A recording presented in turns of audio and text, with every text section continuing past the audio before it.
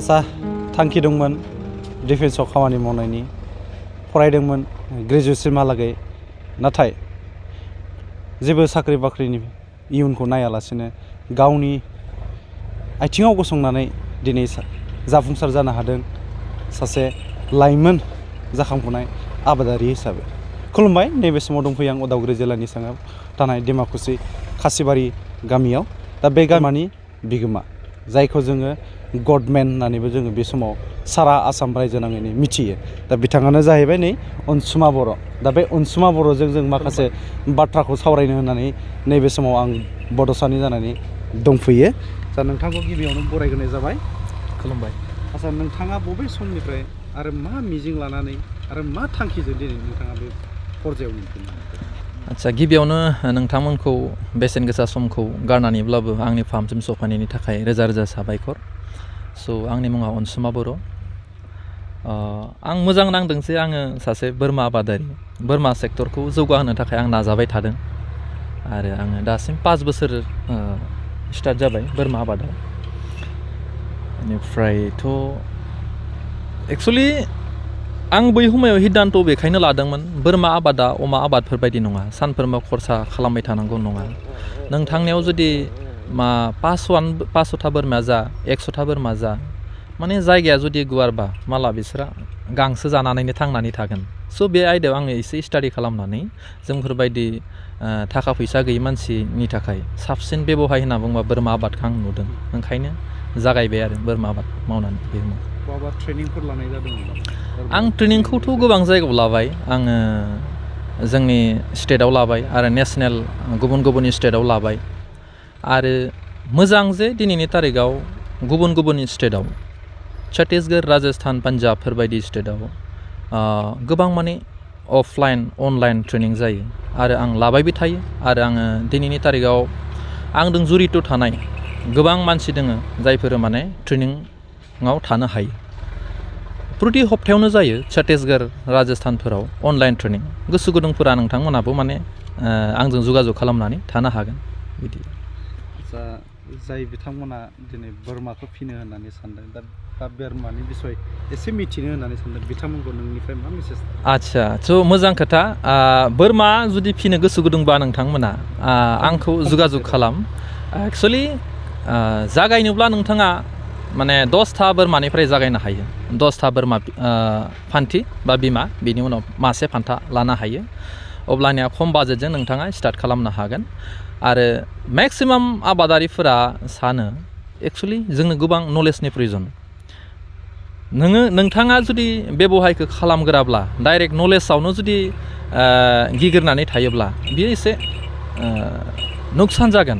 बुस्थुआ बोरमानि आयदाया ओरैबायदि, जेब्ला नोंथाङा बोरमाजों थाफागोन, सानसे साननै सानथाम लासै लासै बोरमानि आखल आखुखौ मिथिलांगोन, अट'मेटिकलि नलेजआ फैलांगोन आरो। दा नोंथाङा माखासे बिजाब फरायनायनि उनाव साननानै ला बोसोरसे नोंथाङा ट्रेनिंखौ लाबाय थाबाय, बेनि उनाव नोंथाङा बोरमा बायहोलांबाय। जेब्ला बोरमा बायनायनि उनाव बोरमाया प्रब्लेम जाबाय, अब्लानिया नोंथाङा सिगां बोसोरसे लानानै दोननाय ट्रेनिङाबो खामानि खाथिया। माने प्रेक्टिकेलि बोरमा फिनायनि उनाव नलेजआ अट'मेटिकलि फैयो आरो। सिन्था खालामनाङा, नोंथांमोना जगाजग खालामनो हागोन आंजों। आंनावहाय जेसेबांखिनि नलेज दङ आं बेखौ शेयार खालामगोन। आं जि मिथिबोदों आरो बोरमा आयदायाव बेखौ शेयार खालामगोन। दासिमहालागै नोंथांनि फार्माव बेसेबांसो बोरमाया? दाथ' दा आंनियावहाय 150+ बोरमा दङ। मावाटि दङ, बारबारि दङ, आरो बेटेल दङ, सिर'हि दङ, आरो क्रस बोरमा, आसाम हिल, जोंनि ब्लेक बेंगल बेफोर दङ, मेन्दा बोरमा दं। जों नैबे समाव जों मिथिनो मोन्दों जिहेथु बिटिआर सरकारा गड मिशन लाबाय थादों। दा नोंथाङाबो सासे जिहेतु गडमेन बा बोरमा आबादारि हिसाबै मिथिजानाय, दा बे बेलायाव नोंथाङा सरकारनिसिम माबाफोर मददथि बा हेफाजाब लानाय जादों नामा? आदसा, गिबियाव आङो मोनसे खोथाखौ बुंग्रोदों। दाथ' नोंथाङा गडमेन होननानै आंखौ बुंबाय थादों। आं एक्सुवेलि एसे लाजिनाय मोन्दों। आं गडमेन जाथ'वाखै। मानसिफोरा बुङो आरो दा जिनहक जानो हाथोंसै, गडमेनखौनो नाजाबाय थागोन। आरो गुबुन मोनसे जाहैबाय गड मिशन, दा बिटिसिआ जिहेतु लादों, एक्सुवेलि खोब मोजां मोनसे इनिसियेटिभ।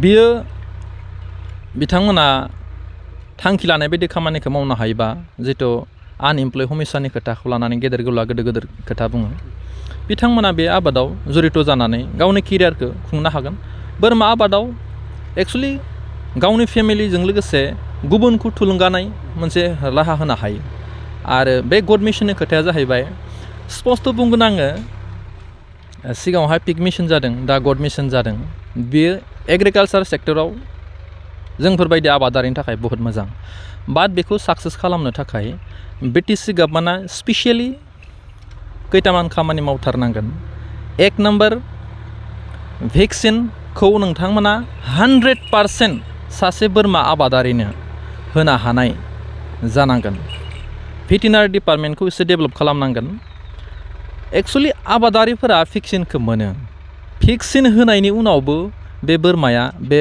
मोसौआ बे अमाया बेमार जायो बेनो मेन इसु ओंखायनो एक नम्बर बिटिसिआ मावथारनांगौ खामानि भेक्सिनखौ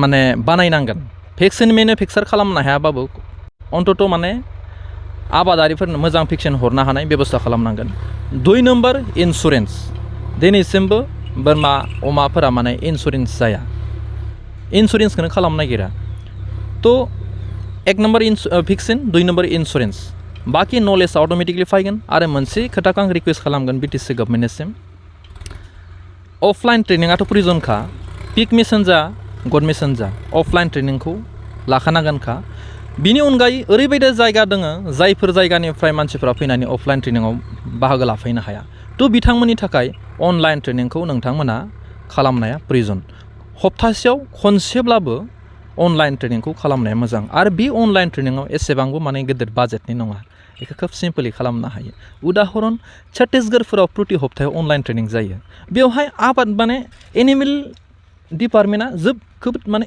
स्ट्रं आरो जाय मानसिफ्रा बे आबादाव फैदों एसेबां खस्थ' मोना थारमाने भेटेनारिनिफ्राय हेल्प मोनो गभर्नमेन्टनिफ्राय हेल्प मोनो बिदि आरो आच्चा जोबथारनायाव जिहेतु ओरैनो थानाय लाइमोनफोरखौ नोंथांनिफ्राय मा मेसेज थागोन आच्चा स' आंथ' मा गेदेर मेसेज होनो आंथ' सासे बोरमा आबादारि जाहैबाय स' नोंथाङा जुदि साख्रि मावनो गोसो गैयाब्ला जायखिजाया जब मावनो गोसो गैयाबा बोरमा आबादावबो फैनो हायो बोरमा आबादाव जेब्ला आं खालामदोंमोन आं सोरबा सिनियर प्लेयारफोरनियाव थांनानै नलेज मोनाखैमोन आङो 100था बोरमा थैनायनि उनाव आं नलेज मोनदों बे नलेजखौ आं नोंथांमोननो शेयार खालामगोन आरो ट्रेनिंफोरा दाब जायगायाव जाबाय थायो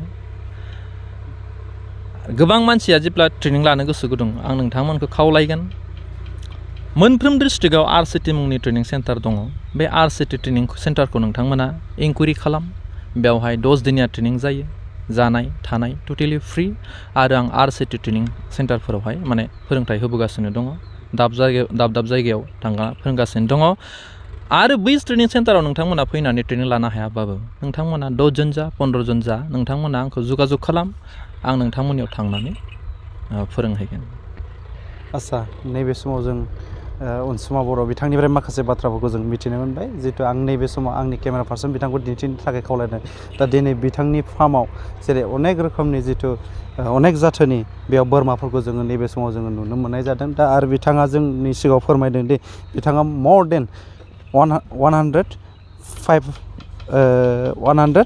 150 बिनिबो बारा बोरमाया बिथांनि फार्माव दङ होननानै बुंदों नै बिथाङा आंनि केमेरा पार्सन बिथाङा नोंथांमोननो सिगाङाव दिन्थिगासिनो दङ नैबे जाहैबाय मोनसे जाथोसे बोरमा आरो जुदि सोरबाफोर जुदि इयुथ्सफोरा बा लाइमोनफोरा दिनै साख्रि बाख्रिनि मोनालाबानो ओरैनो जुदि न'आव गोग्लैना दङब्ला बिथाङा बुंदों जिहेतु बेबायदि ओरैनो थायाबालानो नैबे बोरमा फिसिनाय बा जिखुनु खामानियावनो नांथाबनानै थानांगौ होननानै बुंदों आरो बेजों लोगोसे नैबे समाव आं बुंबावगोन जिहेतु जोंनि बिटिआरनि जितु जुनार बिफाननि मावफुं सोद्रोमा बिथां राकेश ब्रह्म जितु बिथाङाबो जाहाथे जोंनि इयुथफोरखौ नैबे जितु गड मिशननि दारै जौगाखांहोनो थाखायब्ला दा बिथांमोन बायदि सुबुंखौ अनसायनानै बा बिथांमोननिफ्राय माखासे फोरोंथाइफोरखौ रायजो राजानिसिम होनानै जाहाथे बिटिआर ओनसोलखौ जौगालांनायाव मददथि खालामगोन होननानै जोंबो आसा खालामदों दा नैबे समाव आङो बड'सानि जानानै उदालगुरिनिफ्राय सोरांसार बाग्लारिनि खौरां